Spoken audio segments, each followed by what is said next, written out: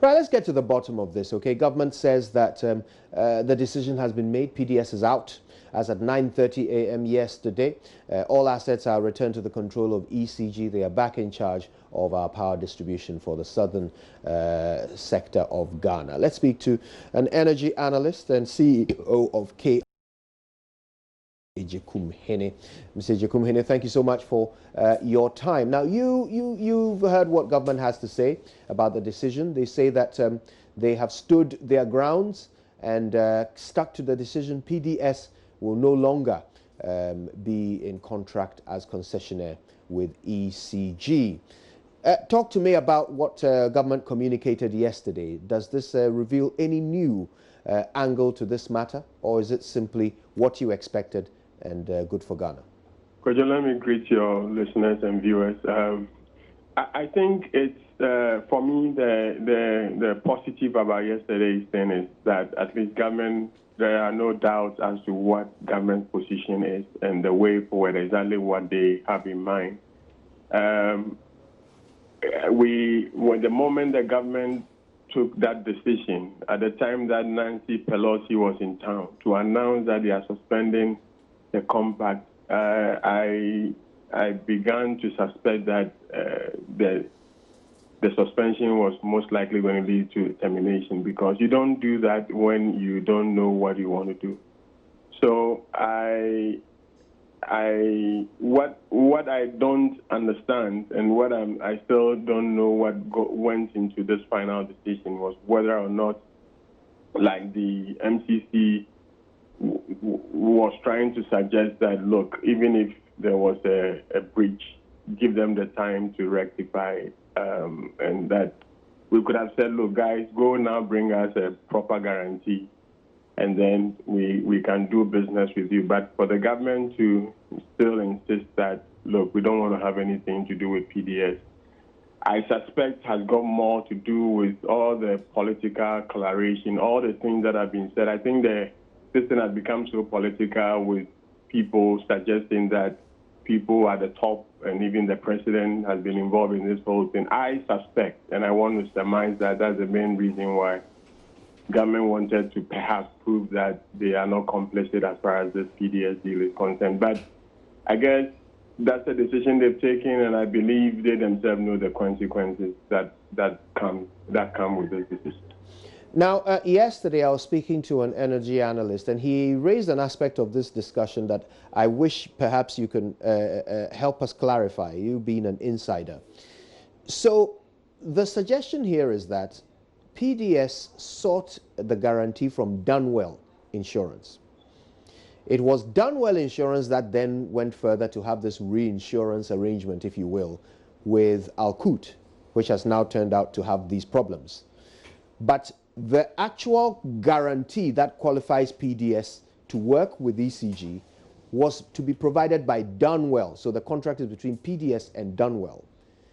And that as far as it can legally be determined, there is nothing wrong with that arrangement. Dunwell has not publicly said they are not in a position to provide that cover for PDS, regardless of what Alcoot is saying. So has government made a decision without perhaps checking if indeed there is a problem with the guarantee? I don't know if what I'm saying makes sense, but as an insider, yeah. I think that is essentially what the FTI report was trying to drive at. The point that it was trying to make, that, look, we've checked the transaction between Dunwell and PDS and Dunwell. We think it's a solid transaction. Beyond that, whatever it is, we believe could be rectified. So technically, I mean, I think, and I mean, the truth of the matter is that this thing is not going to just disappear. I mean, I think now that government has stated its position, this is about time PDS. I would be very surprised if PDS just walk away. I honestly think that the rest of the matter now is a legal battle, because PDS will have to explore its legal options, because then the question is whether they can be faulted legally for not having provided a valid guarantee. And I suspect that it's going to be a long, drawn-out battle, whether that breach was substantial enough to constitute a termination and all that. So, yes, you are right on that level, but as far government could also argue that as far as we know, we are concerned, we don't know any damn well.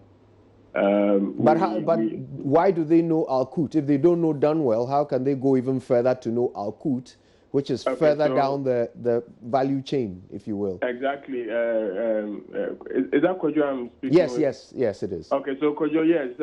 And I guess, you see, this whole thing then comes back to what we've been accusing government of not doing, due diligence or enough due diligence. If government was to settle for the fact that Danwell has provided them with the guarantee and said, look, we are happy. We know Danwell is here in Ghana. They're saying that if there's a problem, they're going to make up for whatever shortfalls are going to arise. I mean, government could have satisfied itself and said, look, okay, so we have this, we're going to lock it up somewhere, and then we're going to fall on that. Yeah. I guess that extra level of going to Al-Qut is where sometimes it baffles me when we keep saying that government didn't do due diligence. Mind you, we're talking about a time frame of not more than 3 months. Yeah. And I mean, I know people are not happy to hear this, but I will always be happy with my government if they make a mistake and tell me that, look, we've made a mistake. We think that it's not in the long-term collective interest of this country. Let's pull the brakes on it, regardless of the consequences. So I have said from day one that so long as the government entity that raised this flag and led to this where we are today, I know the battle is far from over, because I would expect that PDS will start flexing their muscles and begin to exercise their what they consider to be their legal right. So I would say that regardless of how we view this decision, I think for the first time, I am happy that our own government said that they've signed an agreement and they think it's not good enough, or they're pulling the brakes. Whether or not their argument would stand in the face of the law, and it wouldn't also engender some other judgment death or something like that, is another matter that will leave for the right owners to exercise. We don't want to pretend to be lawyers, but I will be, like I've said before, I'll be surprised if they don't say that, okay, now that you've told us we should go away, see us in court. Okay, so essentially what you're saying is that it's actually a good thing that government went the extra mile to do due diligence beyond simply the first line, which was done well. It's good that they went further and discovered this anomaly at Al-Qut, because it is indeed an important discovery. But then, following that, do we have any evidence that government then went to check on the safety of the Dunwell arrangement in light of what Al-Qut was saying? Because it is possible that Al-Qut might just be one of a number of ways in which Dunwell was securing his position to cover PDS. So do we have any evidence that government then checked on the effect of the Al-Qut anomaly on the agreement before they decided that this agreement is actually unsafe and must be suspended and now terminated? Okay, I think all we know is what was contained in the, first and foremost, that report that was, I think it was your station, Joy, that leaked that government, the investigating team that went to Qatar, their report, and also the Minister of Finance's letter to MCC, which was also became public towards the end of last week. They didn't say anywhere in that letter that beyond their trip to Al-Qut and to Qatar, they've discovered any other, they have any other reason to believe that Dunwell's guarantee is not going to be able to serve the purpose. It's not fit for purpose.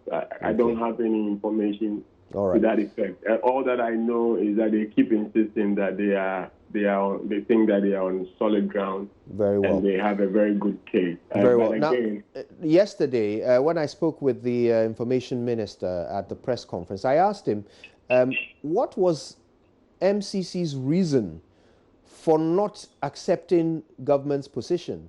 On the face of it, from the documents that you have referenced, government's position seems very logical. We have an agreement. We've realized there's a problem with the agreement. We feel like that problem vitiates our agreement. Therefore, we're going to replace the concessionaire. We still want a concessionaire. We're just saying that this particular one, we're not confident that they can do what we contracted them to do because of this anomaly. So we want to replace them. It seems reasonable. Why do you think the Americans were not willing to accept government's position? Kojo, the Americans have only one, as far as once the compact has been signed, those who are supervising, they have a mandate to deliver on the compact. And this PSP, from the timeline that had been outlined, was supposed to be sewn up latest by the end of, with the private sector fully in charge by the end of December 2019. There's been some slippages along the line, and if you really were following the politics that has gone on, the reason why the form of guarantee has to be varied, the reason why, basically this thing had to be pushed through. There were a lot of meetings, and I don't think the Americans were willing to see any further delays. Why not, though? Would it have been fatal if there's a delay? Who dies? Exactly. I think that question is what the Americans will have to explain to us, because bottom line is government has expressed its commitment to this PSP. They've actually even told you how they intend to ensure that this happens within the time frame.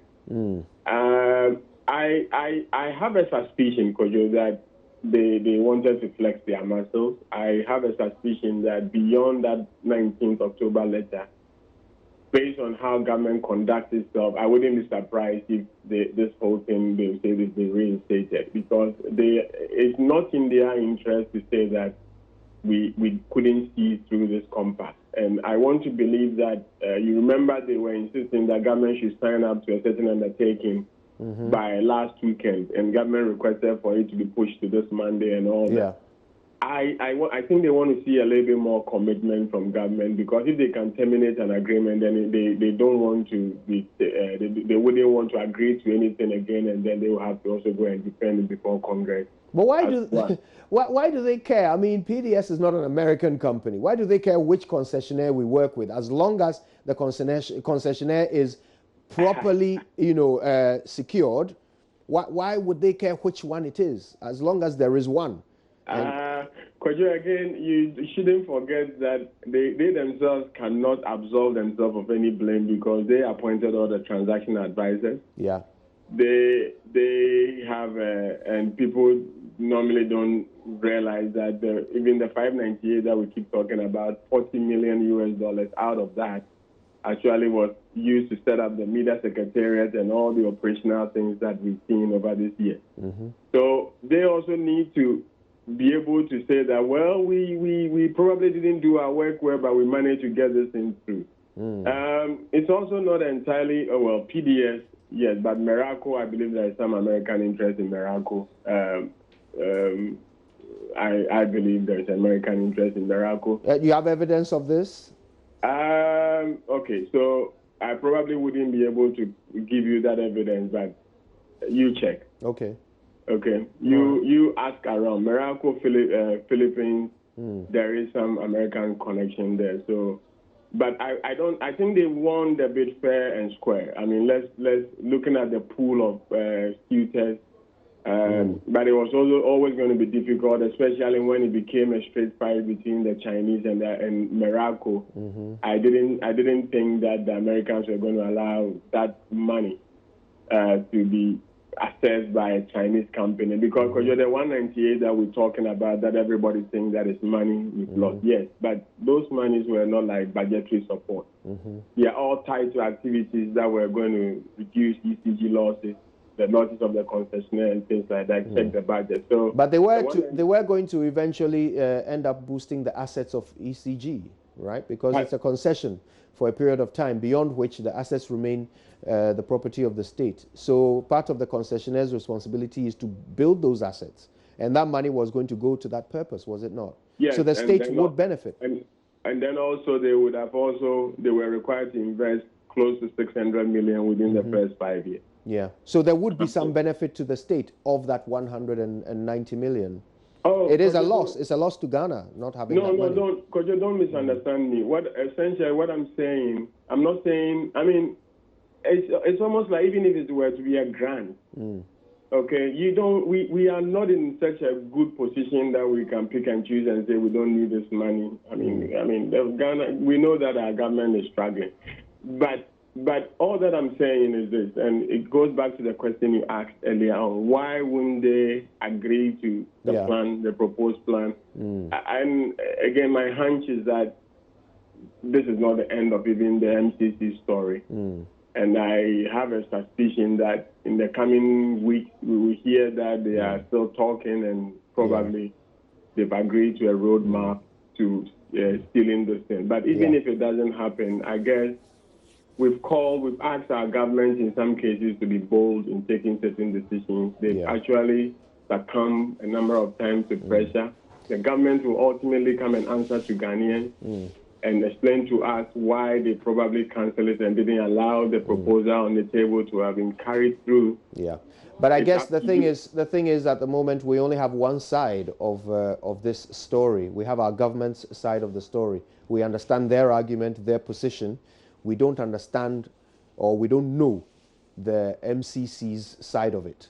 Okay, for the MCC, you can only understand what they put out, but in terms of what is driving those positions, we will never know. Exactly, that's what I'm saying. That's what I'm saying. We know what is driving Ghana's position, but we don't know what is driving the MCC's position. I'm not even too sure we know what is driving Ghana's position beyond the bridge, because remember I started by asking whether truly we couldn't have said, okay, we are not happy with this guarantee. We found you out. We give you a month or so to give us exactly what we want. A proper guarantee, that could have been an option, but I think this discussion has become too political.